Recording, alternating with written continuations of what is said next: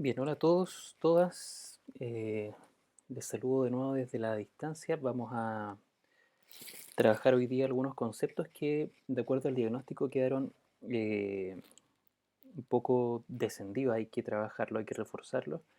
Que son los conceptos de campo gravitatorio y el concepto de fuerza, que es un concepto que yo les mencioné que íbamos a trabajar durante todo este año en séptimo básico. ¿Ya? Entonces, ¿cuál es el objetivo de la sesión de hoy día? Que espero que no sea muy larga en realidad, voy a tratar de no extenderme mucho, a diferencia de la revisión que hice la vez pasada. Reforzar este concepto entonces, estos dos conceptos que les mencionaba, introducir algunos conceptos nuevos que van a ir apareciendo en la medida que vayamos avanzando. Y principalmente eso, son muy pocas cosas que vamos a trabajar. Entonces, ¿qué entendíamos nosotros por fuerza? ¿Sí? Recuerden que el concepto de fuerza lo construyeron ustedes en clases, lo dedujeron a partir de una construcción que se hizo con ejemplos donde ustedes tenían que identificar situaciones de la vida cotidiana en donde ustedes consideraban que habían fuerzas presentes. Una vez que se hizo eso, ustedes identificaron patrones comunes que tenían en común todos esos ejemplos y llegaron a la conclusión de que una fuerza era una interacción, ¿sí? Una interacción entre dos o más cuerpos. Esa definición la hicieron ustedes y está acorde a lo que nosotros vamos a trabajar, así que nos vamos a quedar con esa definición. Sin embargo, aquí añadí algo más que en clase lo vimos separado, que es el efecto que tiene la fuerza sobre los objetos. Porque cuando hablamos de interacción, yo podría estar interactuando con una persona en la medida que converso, ¿sí? Sin embargo, este tipo de interacción es distinta. ¿Bien? Esta interacción entre dos o más cuerpos puede modificar su movimiento, es decir, está quieta y comienzo a moverla, o está en movimiento y la puedo frenar, o está viajando en línea recta y le cambio la dirección. ¿Sí? Eso es cambiar el estado de movimiento. Puedo cambiar su forma, como por ejemplo arrugando esto. Si yo arrugo esto, necesito aplicar una fuerza. ¿Sí? No puede arrugarse sin aplicar una fuerza. ¿Sí? Alguien podría pensar, pero está hecho de metal, puedo colocar un imán y se va a mover igual. Bueno, el imán ejerce una fuerza magnética, es un tipo de fuerza también que existe en la naturaleza. Por lo tanto, la única forma de modificar la forma que tienen los objetos es aplicando una fuerza sobre ellos. Y la tercera es el aumento de temperatura, que nosotros lo podemos ver, por ejemplo, cuando golpeamos un clavo con un martillo, lo golpeamos muy fuerte, la temperatura del clavo también aumenta. ¿Sí? Por lo tanto, estos son tres efectos que nosotros vamos a considerar como posibles al momento de ejercer una fuerza sobre un cuerpo. Aquí estoy yo entonces levantando una piedra. La idea de colocar esta imagen, que no es mía por supuesto, es hacer énfasis en el hecho de que, de acuerdo a esta definición de fuerza que ustedes construyeron, la fuerza no es algo que uno posea. ¿Sí? Yo no poseo, no llevo conmigo fuerza, pero sí soy capaz de aplicar fuerza sobre los objetos. ¿Sí? Entonces, hay que comenzar a erradicar esa idea de que la fuerza es algo que nosotros poseemos y que podemos llevar con nosotros. ¿Sí? Entonces, en este caso, de acuerdo a esta foto que está aquí, que es un juego muy conocido que es tirar la cuerda, el grupo que gana finalmente es el grupo que es capaz de ejercer la mayor cantidad de fuerza sobre la cuerda. ¿Sí? Entonces, en la imagen anterior, la imagen de la persona que está levantando esta piedra, es un truco por supuesto, eh, la persona es capaz de aplicar una fuerza suficiente para sostener esta roca. Ahora entonces, ¿qué hace la musculatura? Bueno, una persona que tiene más musculatura, una musculatura más desarrollada, va a ser capaz de ejercer más fuerza sobre el objeto que una persona que no tiene esa musculatura desarrollada. ¿Sí? Esa es la diferencia, pero no es que posea en sí la fuerza. ¿Bien? ¿Cuántas fuerzas conocemos? De seguro si ustedes hacen esta pregunta en sus casas o a sus amigos o a quien sea, lo más posible es que se encuentren con un sinnúmero de ejemplos. Se van a encontrar con una lista gigante de ejemplos que nosotros podemos identificar como tipos de fuerza.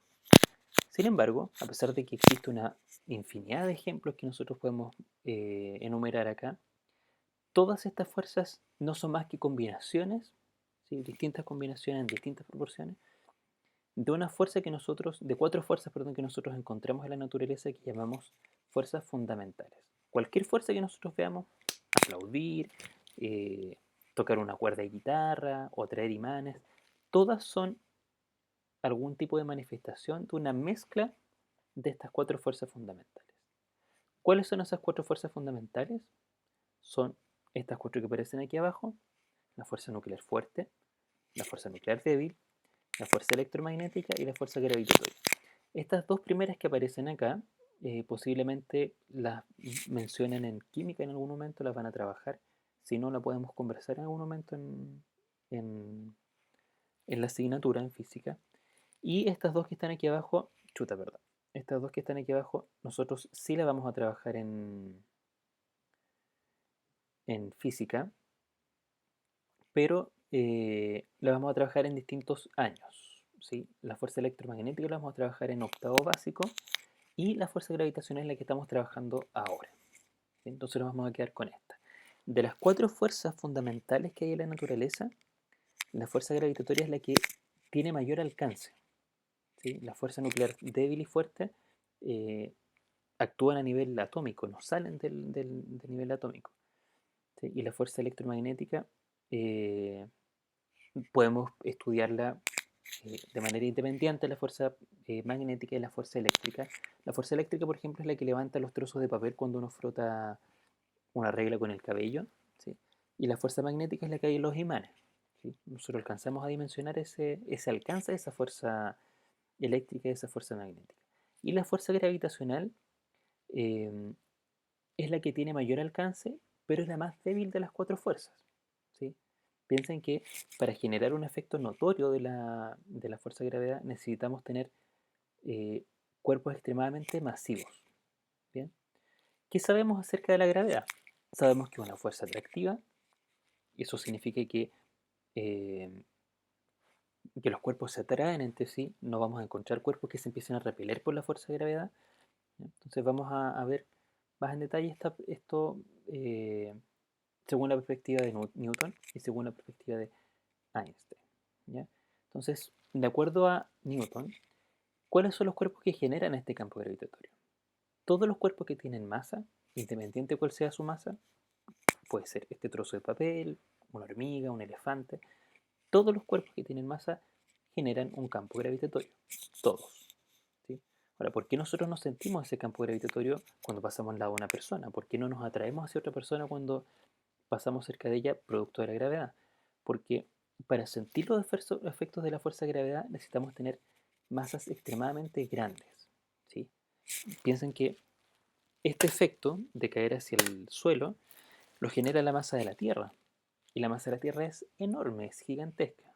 Esa es la masa de la Tierra. 6 trillones de toneladas de materia. Entonces es una cantidad enorme de materia que necesitamos para generar recién un efecto como este. Entonces imagínense lo que va a generar una masa de 10 kilogramos, 100 kilogramos, que es la millonésima de la millonésima parte de esta fuerza que está acá. No son efectos notorios, por lo tanto no percibimos esa fuerza.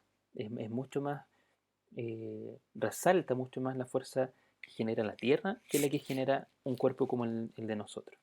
Ahora, eso no significa que no sea importante. De hecho, la formación de los planetas eh, tiene que ver precisamente con esto. En la formación de los planetas, lo que ocurre es precisamente que rocas o trozos de roca comienzan a juntarse por acción de la fuerza gravitacional. Y en algún momento estas rocas pudieran tener masas similares a las nuestras, más pequeñas, más grandes, ¿sí? Pero se atraen por acción de la fuerza de gravedad. ¿Bien? Entonces, para tener efectos importantes o que podamos medir en el cotidiano, necesitamos masas extremadamente grandes. Bien. ¿Qué más sabemos? Hemos conversado acerca de el valor que tiene esta aceleración de gravedad en la superficie de la Tierra, ¿sí? Que es 9,8. La verdad es que hay que precisar todavía algunas cosas respecto a este número que está acá o respecto a lo que significa más bien. ¿Sí? Sabemos que en la Luna es 1,6, ¿sí? Y ahí nace el primer problema, porque cuando pensamos en la Luna nosotros sabemos que tiene una gravedad que es menor. Podemos ver videos, por ejemplo, de astronautas que van en la Luna y caminan más lento, más que caminen lento, caen más lento. ¿Sí? Este número que está acá entonces está midiendo eso, está midiendo cómo cambia la velocidad. Y resulta que en la Luna, como hay menos masa, la velocidad cambia más lento. Por eso pareciera que van como en cámara lenta. Ujú. Esta fuerza gravitacional que genera la Tierra y cualquier cuerpo en realidad comienza a debilitarse a medida que nosotros nos alejamos. ¿Sí? Nosotros, si nos alejamos de la superficie de la Tierra lo suficiente, vamos a empezar a dejar de sentir los efectos de la gravedad terrestre. ¿Bien? Y eso es un efecto que conocen muy bien las personas que viajan al espacio. Aquí hay una imagen de personas que están en una nave espacial y que están en presencia de algo que nosotros llamamos microgravedad. Microgravedad porque si bien pareciera que no existe gravedad, la gravedad existe pero es muy pequeña. ¿Sí? Y no estamos muy lejos de la Tierra, hay que alejarse unos cuantos kilómetros eh, para sentir estos efectos. ¿Bien? Pero disminuye rápidamente. O sea, a medida que nos alejamos, la gravedad disminuye, la intensidad del campo gravitatorio disminuye rápidamente. Aquí estamos hablando de un concepto eh, que es el que dijimos que íbamos a precisar, que es el concepto de campo gravitatorio. El concepto de campo gravitatorio lo vamos a entender como ahora nosotros con la herramienta que tenemos, como el lugar donde nosotros sentimos los efectos de la fuerza de gravedad. Entonces yo podría preguntarme en este momento si aquí en este lugar existe un campo gravitatorio. ¿Existe un campo gravitatorio en este lugar? Y la respuesta es que sí, porque yo logro sentir los efectos de la gravedad en este lugar. Cuando yo suelto esto, es la gravedad la que atrae esta calculadora hacia el suelo. De hecho, se atrae en la Tierra y la calculadora, pero nosotros no vemos que la Tierra se mueva hacia la calculadora porque es muy grande. Entonces, ¿qué es lo que ocurre en este caso? Como la calculadora siente los efectos de la fuerza de gravedad, yo puedo concluir que estoy rodeado de un campo gravitatorio. ¿Sí? Si hubiera un lugar, por ejemplo, en el que la calculadora se quede flotando y no pasa nada, yo puedo decir que en ese lugar no hay un campo gravitatorio. Pero eso no pasa. ¿Sí? El campo gravitatorio, en este caso, como lo conocemos nosotros, es continuo. Siempre alrededor de un cuerpo que tiene masa existe este campo gravitatorio. ¿Ya? ¿Cuáles son los elementos entonces que determinan el valor de la gravedad? Son la masa, principalmente, que es el factor determinante, y hay uno que aparece también, pero eh, que tiene una dependencia distinta en relación a la intensidad del campo gravitatorio. Si yo tengo dos cuerpos que tienen exactamente la misma masa, pero tienen distintos tamaños, por ejemplo, una pelota de plumavit y una pelota de golf, yo podría tener una pelota de plumavit grande que iguale la masa de la pelota de golf. ¿Sí? Entonces, lejos de esas pelotas, los efectos de la gravedad son los mismos porque tienen la misma masa. Sin embargo, en la superficie, esos efectos son distintos porque la gravedad de la pelota de plumavit está distribuida de una forma distinta. La masa de la pelota de plumavit está distribuida de una forma distinta. Entonces, uno tiende a quedarse con la idea de que el tamaño también influye en la intensidad del campo gravitatorio, pero lo que más influye en realidad es la masa del objeto. ¿Sí? Mientras más masa tenga, más intenso va a ser ese campo gravitatorio. Entonces, les voy a dejar aquí un video que quiero que vean. No se escucha, parece, pero lo voy a explicar entonces. Ahí estoy yo explicando un video, les voy a dejar el link de todas maneras en YouTube, o sea, en la página del Classroom. Hay una manta que está simulando aquí el campo, el espacio, ¿sí? Está simulando el espacio tridimensional que ahora lo estamos reduciendo a un espacio bidimensional. ¿Ya? Por lo tanto, un espacio un poquito más eh, restringido. Según Einstein, ahora estamos pasando a la teoría de Einstein, ¿cierto? El, el campo gravitacional lo generan los cuerpos también que tienen masa. ¿Sí?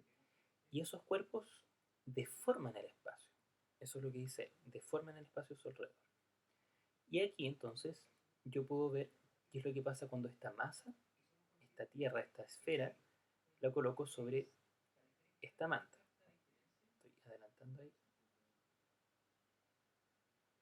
para que vean qué es lo que pasa.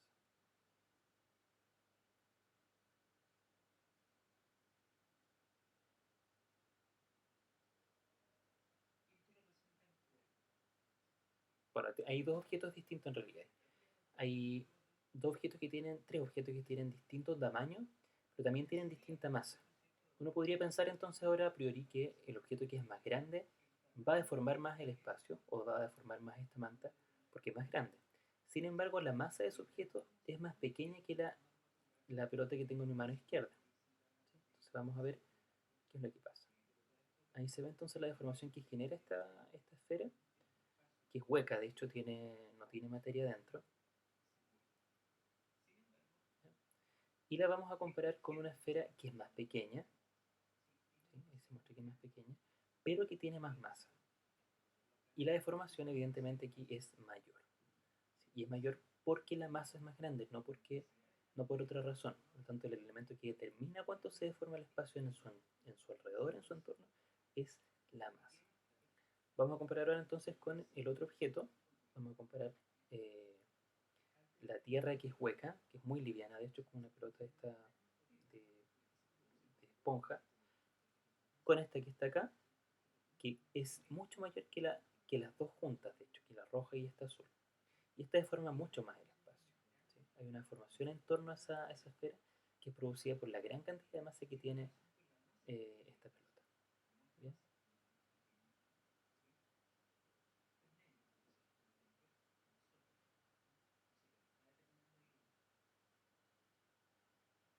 Entonces, según Einstein, lo que ocurre es que es el espacio el que se deforma. Finalmente, él dice que esta gravedad que nosotros conocemos es prácticamente una ilusión. ¿Sí? Que no existe la fuerza de gravedad, sino que en realidad es el espacio el que está actuando de manera que nosotros sintamos que las cosas caen hacia el suelo. ¿Sí? Es un concepto que hay que desarrollar de todas maneras, pero lo que quería reforzar ahora es que el- la deformación aquí en este caso depende principalmente de la masa, no del tamaño. ¿Sí? De hecho, los agujeros negros, como explico en el video que les voy a dejar, eh, son extremadamente densos, tienen una gran cantidad de masa en un espacio muy pequeño, pueden ser incluso más pequeños que la Tierra, más pequeños que el Sol, pero tienen una cantidad de masa muchísimo más grande que el Sol, muchísimo más grande que la Tierra, y por lo tanto generan un campo gravitatorio mucho más grande. ¿Sí? Entonces, ¿cómo puede ser más pequeño y generar un campo gravitatorio más grande? Porque tienen más masa. ¿Sí? Entonces, es la masa el elemento que determina cuán intenso es el campo gravitatorio. Y después en la aceleración de gravedad, que es este número que nosotros conocemos, va a depender de cuán lejos estoy de esta masa. Mientras más lejos, más débil. Eso sería por ahora. Yo espero que les haya gustado esto. Voy a dejar el video aparte porque pensé que se iba a ver bien. Si tienen dudas, pueden preguntar por el correo, pueden preguntar por Classroom y les voy a estar respondiendo sus preguntas. Espero que estén bien, cuídense mucho y nos vemos en algún momento.